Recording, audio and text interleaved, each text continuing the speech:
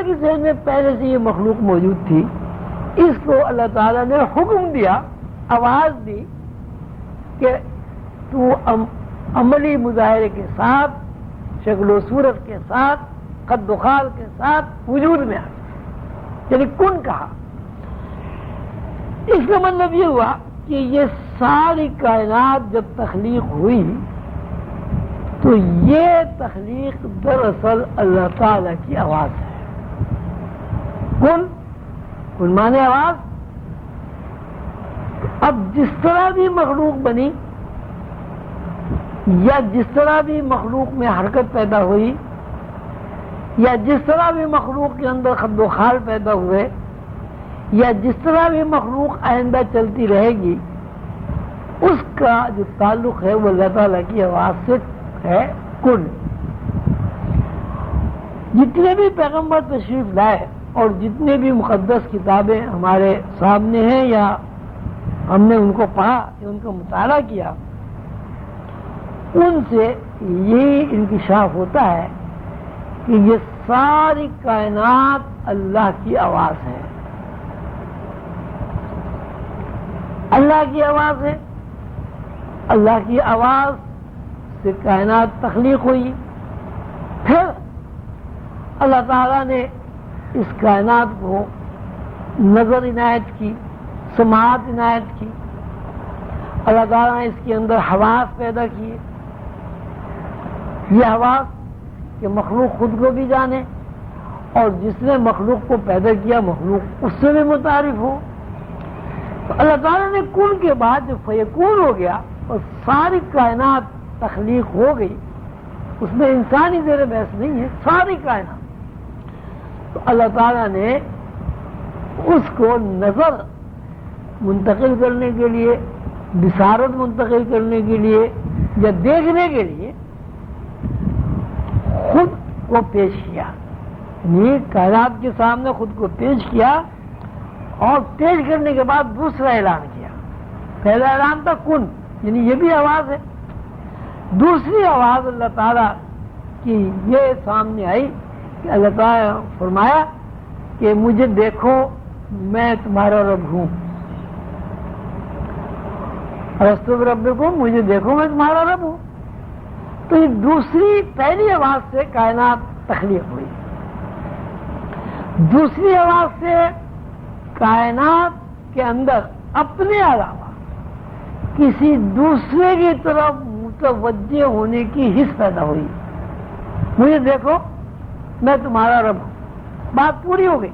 یعنی مجھے دیکھو بھی، مجھے دیکھنے کے بعد مجھے پہچانو بھی، اور مجھے پہچاننے کے بعد میرا اقرار بھی کرو، الستو بربکم۔ اس کا صحیح ترجمہ تو یہی ہے کہ میں تمہارا رب ہوں، لیکن حضور قمر بابا نے لوح قلم میں اس کا ترجمہ یہ کیا ہے، کیا میں تمہارا رب نہیں ہوں؟ یہ جملہ بہت خوبصورت ہے، کیا میں تمہارا رب نہیں ہوں؟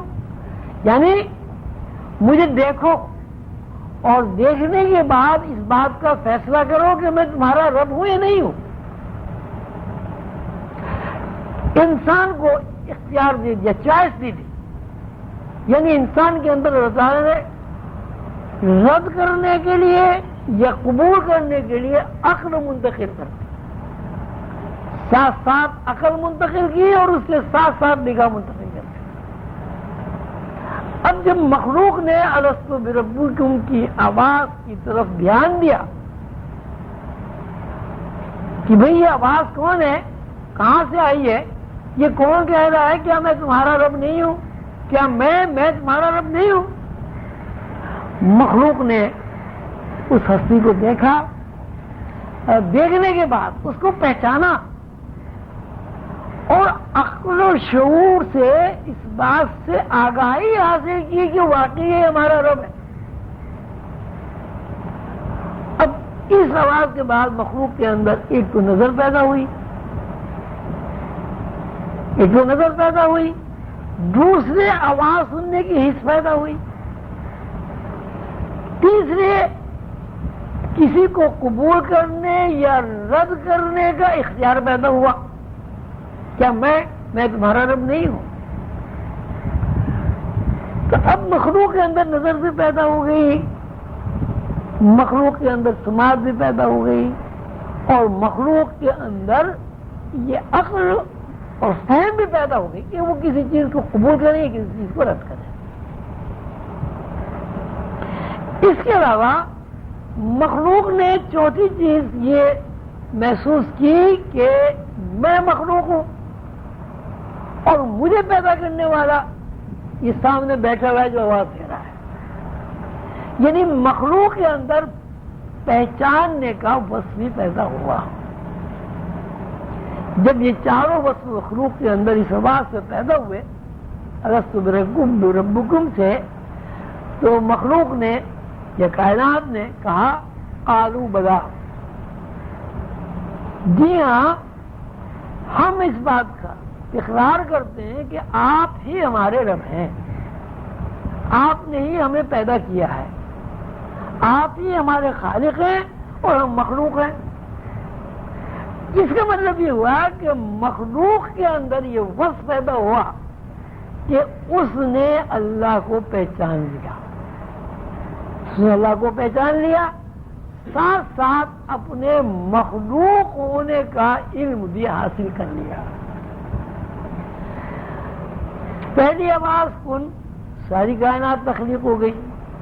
دوسری آواز الست بربکم، الست بربکم کی کہنے کی وجہ سے انسان کو نظر ملی، سماعت ملی، اپنا ادراک ملا مخلوق ہونے کا، اللہ تعالیٰ کی خالقیت کا اور ربوبیت کا ادراک منتقل ہوا،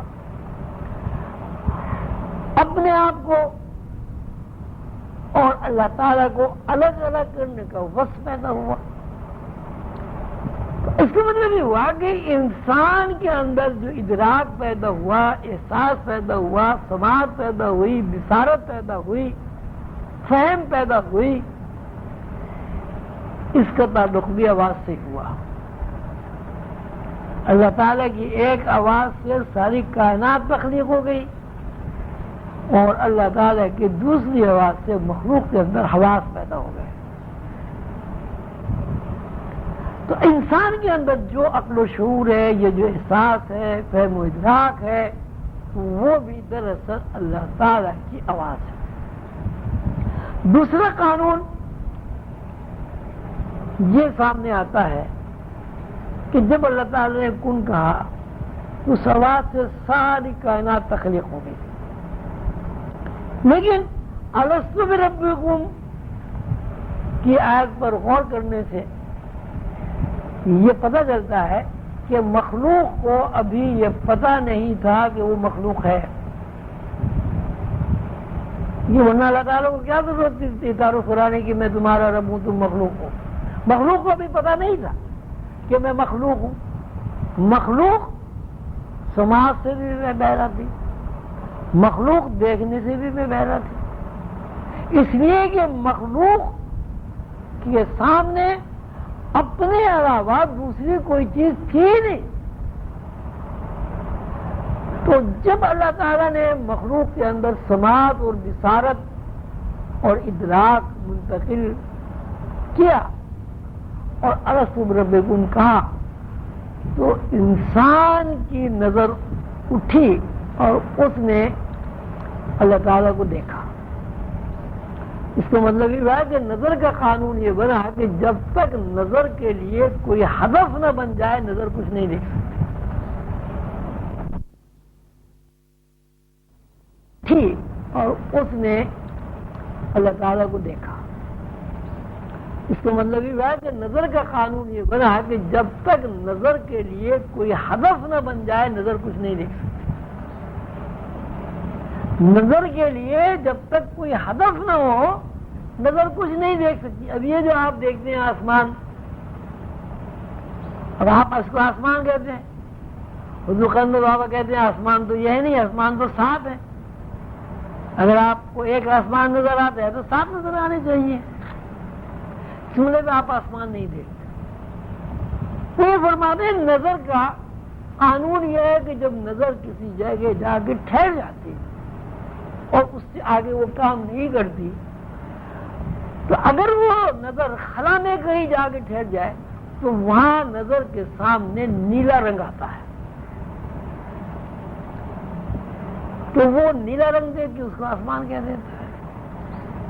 تو آسمان اگر نیلے رنگ کا ہے تو 7 آسمانوں کے کیا رنگ ہیں پھر؟